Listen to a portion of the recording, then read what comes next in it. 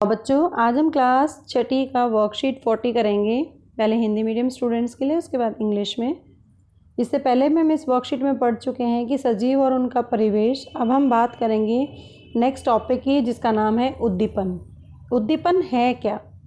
जैसे आपने बहुत सारी एक्टिविटीज़ घर के अंदर देखते हैं, जैसे कांटा चुभ जाता है तो एकदम पैर हम ऊपर की तरफ लेके आते हैं, या गर्म हाथ पे हमारी हाथ लग जाता है गर्म चीज़ के ऊपर तो हाथ पीछे की तरफ मूवमेंट करता है। तो इसी तरह की बहुत सभी जीव क्या करते हैं कि अचानक जब कोई परिवर्तन होता है तो उसके प्रति अनुक्रिया करते हैं, और वातावरण में होने वाले इन परिवर्तनों को उद्दीपन कहते हैं। जैसे अचानक अगर आप अधिक प्रकाश होने पर मनुष्य या जानवर अपनी स्थिति के अनुसार अनुक्रिया करते हैं, आंखें बंद हो जाती हैं, आंखें नहीं खुलती हैं, तो इसके आधार पर ये उद्दीपन के आधार पर होता है। इसका मतलब कोई अनुक्रिया होगी, उद्दीपन होगा तो उसकी अनुक्रिया जरूर होगी। जैसे रसोई घर में जब आप अचानक बल्ब जलाने से कॉकरोच किस प्रकार की अनुक्रिया करते हैं, वो एकदम भागने की, छुपने की कोशिश करता है, तो ये उद्दीपन ही है। क्या सजीवों में उत्सर्जन होता है? यहाँ पर जैसे हमारे शरीर में उत्सर्जन होता है कि इसी तरह सभी सजीव भोजन करते हैं। आहार का केवल कुछ ही भाग शरीर के द्वारा उपयोग होता है और बाकी अपशिष्ट पदार्थ के रूप में शरीर से बाहर निकाल देते हैं। इस निकालने की प्रक्रिया को ही उत्सर्जन कहते हैं। अब आता है नेक्स्ट कि गति क्या सभी सजीवों के द्वारा की जाती है? तो अधिकतर जीव एक स्थान से दूसरे स्थान पर गति करते हैं, लेकिन पौधे जो सामान्यतः जमीन से जकड़े रहते हैं इसलिए वो गति नहीं करते हैं, परंतु विभिन्न पदार्थ जैसे जल है, खनिज लवण है, एक भाग से दूसरे भाग में सम्मिलित होते रहते हैं। नेक्स्ट जो टॉपिक है इस चैप्टर से रिलेटेड कि क्या सभी जीवों में श्वसन होता है? तो जब भी जीव जिंदा रहने के लिए आवश्यक है श्वसन, सांस नहीं लेंगे तो जिंदा नहीं रहेंगे। तो श्वसन के द्वारा जो हम भोजन ग्रहण करते हैं वो भी हमारे शरीर को पचाने में हेल्प करता है, उससे हमें ऊर्जा मिलती है। कुछ जंतुओं में गैसों के आदान प्रदान का तरीका भी अलग अलग होता है। जैसे केंचुए होते हैं वो त्वचा द्वारा सांस लेते हैं, मछली है वो गिल्स के द्वारा सांस लेती है, क्योंकि जल में जो घुलनशील ऑक्सीजन होती है उसको वो गिल्स के माध्यम से अवशोषित कर लेती है। इसी प्रकार पौधे के अंदर भी गैसों का आदान प्रदान मुख्यतः पत्तियों द्वारा होता है, जिसमें छोटे छोटे छिद्र होते हैं, जिससे वायु अंदर जाती है और ऑक्सीजन बाहर निकालते हुए कार्बन डाइऑक्साइड का प्रयोग करती है, जिसको उन छिद्रों को रंध्र भी कहा जाता है। अब आता है सांस लेना और सांस श्वसन, इन दोनों में क्या अंतर है? तो श्वसन, सांस लेने की प्रक्रिया क्या है कि कोशिकाओं और पर्यावरण के बीच सांस लेने और छोड़ने की एक जैविक प्रक्रिया है, लेकिन श्वसन एक रासायनिक प्रक्रिया है जो कोशिका के अंदर होती है, जिसमें भोजन का पाचन होकर ऊर्जा प्राप्त होती है। तो सांस लेना एक जैविक प्रक्रिया है जबकि श्वसन एक रासायनिक प्रक्रिया है। आप इस क्वेश्चन को यहाँ पर नोट कर लेंगे।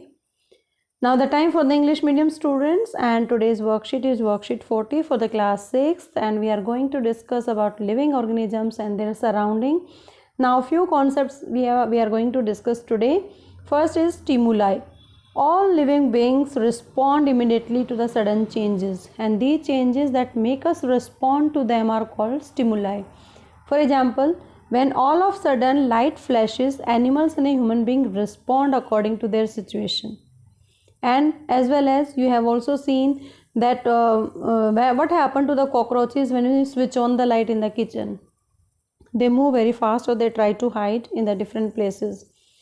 Now the next question arises here, that is, do living organisms excrete? Yes, of course, because all living organisms eat food, but only a small portion of the food is absorbed in the body, and the rest of the food is removed from the body. And the process of removal of undigested food from the body is called excretion. Next question is there, is movement required by all living organisms? No, this is not a necessary thing, but most of the living organisms move from one place to another place and also show other body movements. But plants are generally anchored in the soil, so they do not move from one place to another, but various substances in the plants like the soil, water, the soil minerals, water move from one part of the plant to the other. Now the next question arises here, is respiration a common factor in all the living organisms or living things? Yes, of course, because Respiration is necessary for all living organisms to survive. It is the process through which their body gains energy from the food take. Some animals do not have different mechanism for the exchange of gases.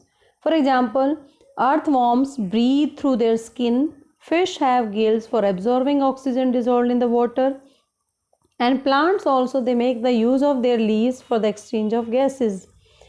Their leaves contain tiny pores that are called stomatal pores through which they release oxygen and use carbon dioxide.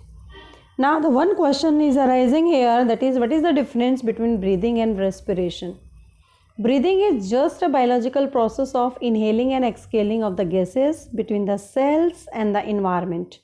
But respiration is a chemical process that takes place within the cell itself, for which is helpful in digestion of the food. So the question is here, breathing is dash process. It is a biological process and respiration is a chemical process.